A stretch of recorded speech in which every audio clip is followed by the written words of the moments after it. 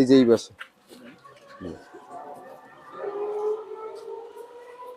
15 বছর যাবত একটি ঘরে অন্ধকার ঘরে থাকা সেই সালেহা বেগমের বাসায় উপস্থিত হয়েছে।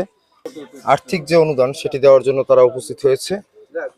সালেহা বেগমের যে সন্তান, যিনি কিডনি জনিত এবং বুকে লাংস জনিত সমস্যা এবং যে ক্যান্সার রোগে আক্রান্ত, তাকে একটু সহায়তার হাত বাড়িয়ে দেওয়ার জন্য তারই বন্ধু এসএসসি 2001 ব্যাচের বন্ধুরা সকলে একত্রিত হয়ে এখানে এসেছে।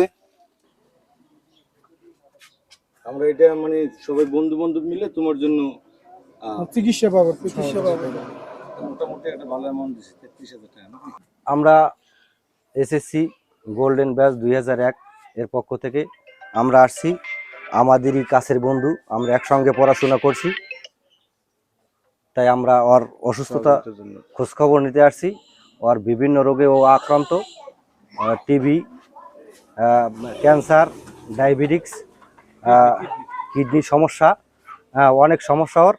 এই জন্য আমরা ওরে কিছু সাহায্য সহযোগিতার জন্য আমরা আজকে ওরে আসছি দেখার জন্য, পরবর্তীতে আরো চেষ্টা করব। অসংখ্য ধন্যবাদ ভাইয়া। আপনি আপনার হ্যাঁ বলেন ভাইয়া। তোমাকেও ধন্যবাদ, কারণ তোমার মাধ্যমে, তোমার প্রচারণার মাধ্যমে আমরা জানতে পারছি এবং দ্রুত আমরা কাজ করতে পারছি।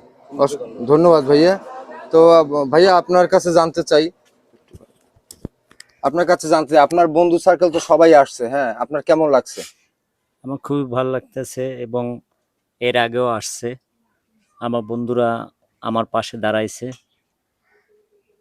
আমার অন্য লোক দাঁড়ায় নাই, কিন্তু আমার বন্ধুরা আমার পাশে দাঁড়াইছে এবং সব সময় জানি আমার পাশেই থাকে, আমিও জানি পাশে থাকতে পারি।